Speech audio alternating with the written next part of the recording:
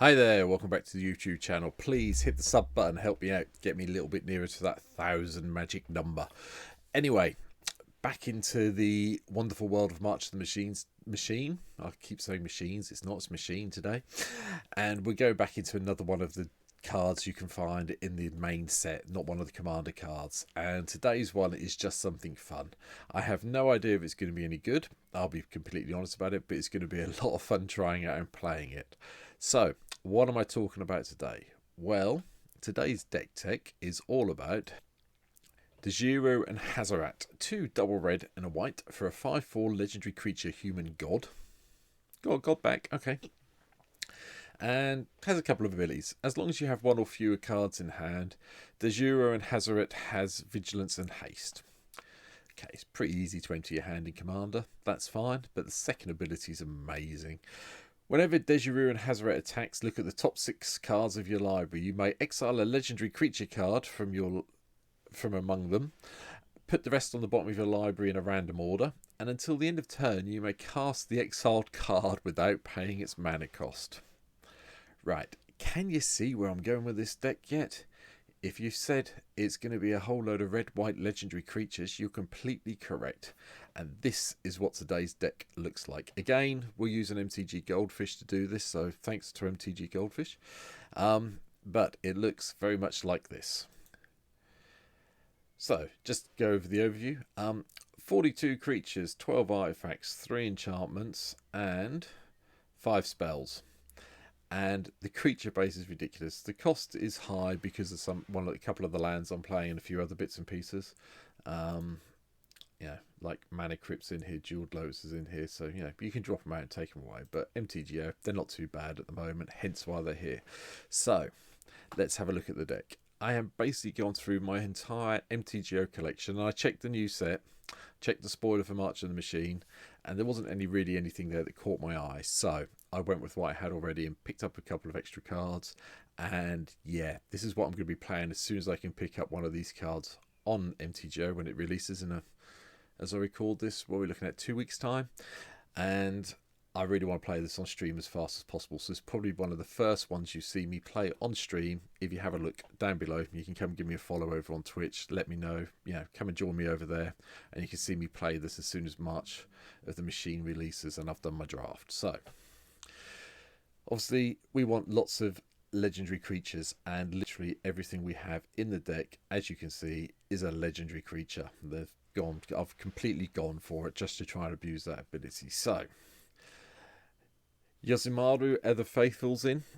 Legendary permanents. Enters the battlefield, you get a +1/+1 counter on them. Anafenza gets to bump all your creatures up as they come in with some +1/+1 counters. Thalia slows our opponents down. Tomic Distinguished Advocist means lands on the battlefield and land cards in graveyards can't be the targets of spells with abilities, and your opponents can't play land cards from the graveyards. With the Gitrog partner pairing coming up, I would imagine this could be quite key going forward. Adeline Resplendent Catharzin as well, just gives some tokens as we attack. Brimaz is here for the same reason, some more attacking tokens as things happen. Lannery Storm is in to give us some treasure to help us ramp up even more. Heliod, give a little bit of lifelink if we need to. Lauren of the Third Path. I was trying to find a way to destroy enchantments and artifacts. I'm seeing a lot more enchantment and artifact decks at the moment, and I've remembered Lauren exists now, and it's a nice way of white taking care of annoying enchantments and artifacts, so it's in.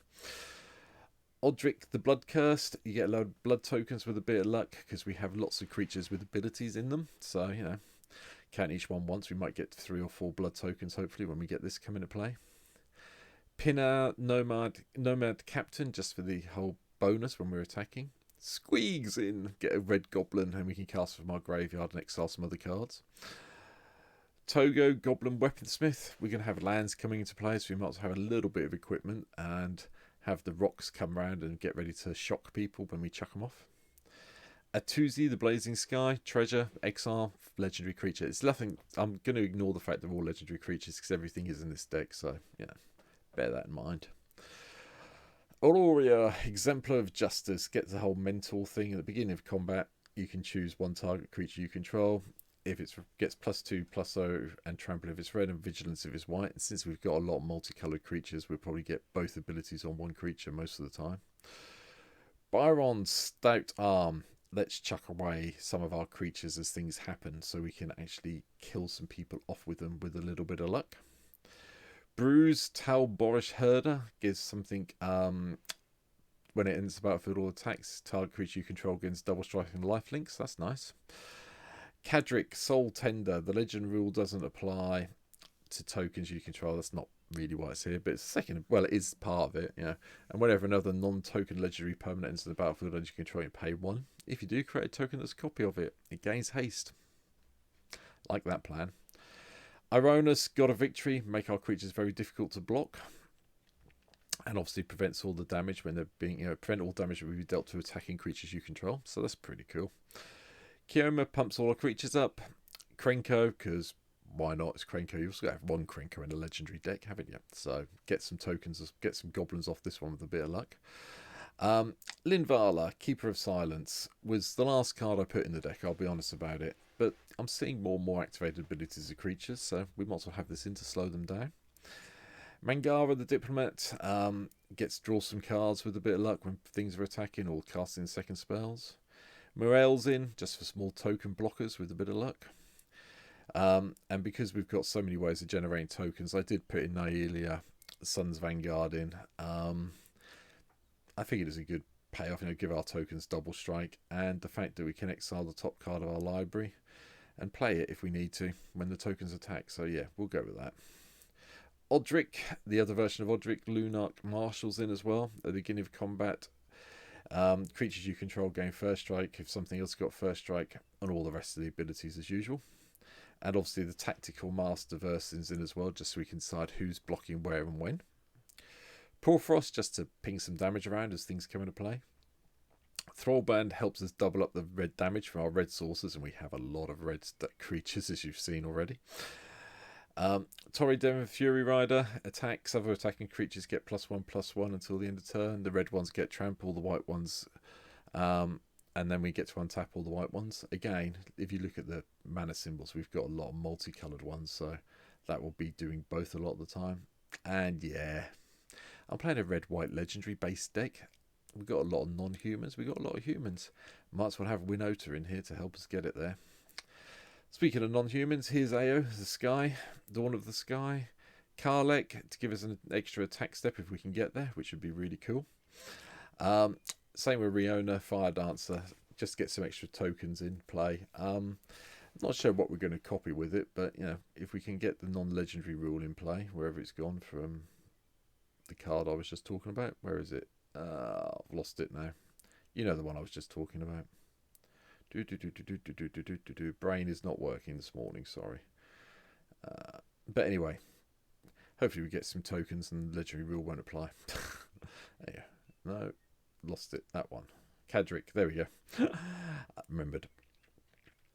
Auriel, the War Leader, attacks for the first time each turn and tap all the creatures you control. After this, there's an additional combat phase, so get our legendary permanents going in again. Inferno, the Star Mounts, comes in with haste naturally and can't be countered, which could be a benefit. Regina, the Redeemer, hopefully will gain life. If you gain life this turn, create 2/1/1 white warrior creature tokens. We can do that basically off the back of our god. A Chroma, Vision of Uxal's in as well. Let's really pump our creatures up and make them a bit bigger. Drakaseth, More of the Flames is in. Get that attack trigger. Now obviously if we put this, we want to try and get this into play when we can. So hopefully before combat. Gissa, Blade of Night, Good Night, does the whole damage, doubling the damage and also preventing a lot of the damage.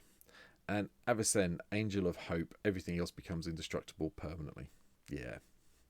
And finally, Raya Dawnbringer. This is a bit of a strange one. It's probably one you haven't seen for a while, but I figured having the ability to return creature cards from our graveyards to play in our upkeep's a really good idea. Spell-wise, Jay is Immolating Inferno, so I kept the legendary theme going, even in the sorceries to a certain extent. Deals X damage to up to 3 targets, might give us a win. Jessica's Will, because we do need the mana, and yeah, it's Jessica's Will at the end of the day. Chain reaction, control the board a bit. Urza's Ruinous Blast. I don't care if all my other stuff gets killed or exiled. I get to keep most of my board on play because of their ability of being legendary, so it seems like a reasonable one to include. Blasphemous Act, also in, a bit more board control. And then we've got Ramp. Because this is 5, and a lot of our stuff, as you can see, sort of tops out of 9, 8, 8, 7, 7, 7, 6. You know, we needed the Ramp, so I went a little bit heavy. I would say there's a couple of cards I am thinking of changing in this deck, even though I'm talking about it and I thought about it this way. Jeweled Lotus is fine because it gives us triple red, which means we can probably get Djeru out a little bit quicker. Lotus Bloom's fine, just for some extra mana. Mana Crypt, again, we want the mana. This is the one I'm unsure about, along with the Mox Tantalite and the Soul Talisman. I think one of these needs to be Swiftfoot Boots. I'm not quite sure which one I'm going to try yet, but once I get the card, I'll try it out, then drop the one I don't need. More Ramp, Soul Ring, Arcane Signet, Fire Diamond, Marble Diamond, Talisman of Conviction. That's all our ramp. Yeah. 10 things, 10 ways of ramping our mana, so that should be okay, I think. And then I've also chucked in the monuments, Hazoret's Monument and Oketra's Monument, mainly because that gives a little bit of card filtering if we need it, and Oketra's Monument just to give us some extra creatures as we cast our white spells. Couldn't really do a legendary deck without the hammer. Make sure we've got haste, and therefore I played the spear as well, just to pump our creatures up, which I thought would be quite fun. And finally, legendary enchantment, Day of Destiny. Yep, it's the legendary enchantment, so it doesn't die if and when we cast Urza's Ruinous Blast, and it pumps all our creatures up by +2/+2. Literally every creature will benefit from this, so it's worth having in the deck from my point of view for this one. Just the lands to go. Every red-white land you can think of. Like I say, Eridmess is in here. We've got a few of the more expensive lands. I'm not going to talk about them all. They're all red-white. The reason we've got Emiria in here is we do have a lot of planes. We have 8 planes in the deck. Plateau can come out if you don't own one. And I went with as many planes as we've got so we can get it all up and running. But that's it. I'm really looking forward to playing this one. I think it's just going to be funny. Is it going to be on the same power as CEDH Winota? Probably not. But it is a new red-white god that cares about legendary permanence. So I think it's going to be fun to see it happening. Obviously, you can ignore it. You can go down another way with it. But we want to abuse the second ability as much as possible. So it's here. I hope you've enjoyed the deck tech. Let me know what I've missed in the comments down below. Please, please, please hit the subscribe button and help me out. And have a look. See my link to Twitch down below. Go over there, give me a follow. You'll see me when I'm playing this deck live as soon as we can get the cards on MTGO. So thanks for watching, and hopefully you'll watch the next deck tech that's coming out soon. Take care. Bye.